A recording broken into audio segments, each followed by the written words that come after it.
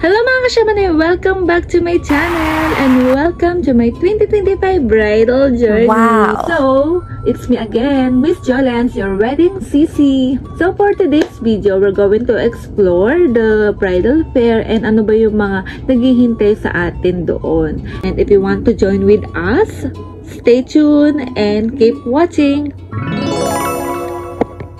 Today, I'll be sharing with you mga kasyamanay the experience na nalaman namin during this fair. So if you decided to go to the event like this, alam you know what to expect. So we already booked na may this is it place and binigyan kami nito. Okay lang din naman walang coupon, basta nag-register kayo online. Pwede din naman walk-in, 50 pesos nga lang. Pero sa amin, may previous lang kasama. So biyahe kami from South to MOA. Sarap talaga mag-explore pang hindi mo alam papunta.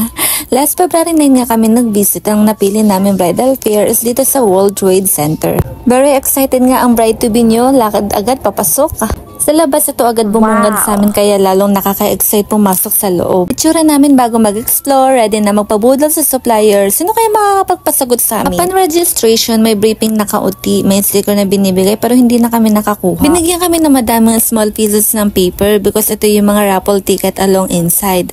And this is what the entrance looks like. Pagpasok pa nga lang namin ay nakakalula na sa sobrang daming supplier booth nila.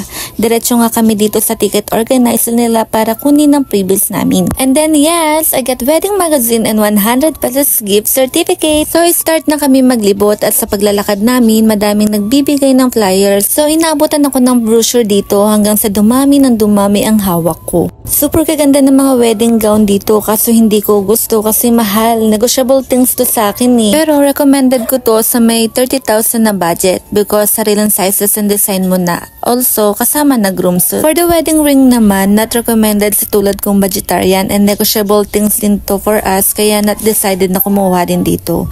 Maganda ring nila pero kung inassist kami, panigurado napayas kami. Here naman for the wedding album, grabe, super high quality. Okay na okay for the prenup yung package nila. Pero wala sa budget namin kaya i-recommend ko na lang sa inyo. May local and international sila for the shoot. Grabe, like ko talaga. Meron din inside yung gumagawa ng website RSVP but medyo expensive for us and wala sa budget namin. Pero grabe yung program, capable also siya sa senior if sasagot for the confirmation. At eto na nga, sa sobrang lawak, nakaramdam kami ng gutom but don't worry, meron silang food court na provided. Medyo madami dapat energy ang ilaan mo kapag pupunta ka sa mga ganito kasi more on lakad and limited ang pag-upo. Sausage lang yung binili namin kasi ipagkakanan kami, wala talagang mauupuan. After kumain, tinarget na namin yung mga may food tasting kasi nabitin kami. Nakaka-enjoy kumain ng kumain tapos magte-take out pa. Kulang ang cupcake kaya naghanap kami ng kampe. Syempre, nagdemand kami, gusto ko may itsurang ganito. Wow! Diba ang bongga? Recommended ko to sa inyo. Super babait ng staff nila and ang cute ng services nila. Super dali lang din magpa-print ng photo on top. Pero siya talagang taga-ubos ng kinukuha kong food. More on kain kami dito, lalo na siya. Tip ko lang, wag na wag kayong mahihiya kapag may mga gantong food sa fair ha. Kasi super sulit na nandito kasi yung exciting part. Pero moving forward, may gantong booth sila dito. Nagpatato kami for the souvenir. Ang dali lang niya ilagay pero mahirap tanggalin yan ha. Gigil lang ako sa part na to. Pareho ba naman sa left hand nagpalagay? Anyway, ang ganda niya diba? Feel na feel ang pagiging soon to be. And then finally, nakakuha kami ng pagkakataon makaupo at mag-decide kung sinong supplier ang kukunin namin.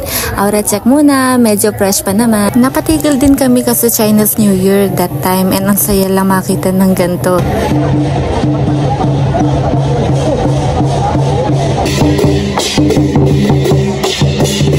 Ito din bidang-bida sa akin pero hindi kami nakapagpa-picture kasi yung isa ayaw magubad ng sapatos. Ang purpose talaga namin dito is makahanap ng coordinator but here we are, niligawan na HMUA. So after magpa-booking, balik na kami sa organizer booth for returning yung mga nakuha namin details.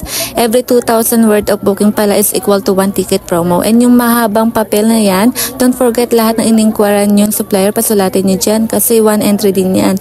So dahil lang pa-booking kami, we have raffle promo entry. Sulat ng bongga at paulit-ulit para we got a chance to win a 100,000 pesos. Tapos ihulog sa malaking box. Hindi ko na nabidyohan kasi gusto na namin umuwi. Kapagod pala ito. And then tada! Itsura namin paglabas. May snow pa. Ang saya. Okay, so that's it for today's video. On my next vlog naman, samahan nyo kami humanap ng catering for our reception. Ano ba yung mga basis namin sa pagkuha ng supplier and ano yung mga tinanong namin sa agent. See you on my next vlog. Bye-bye!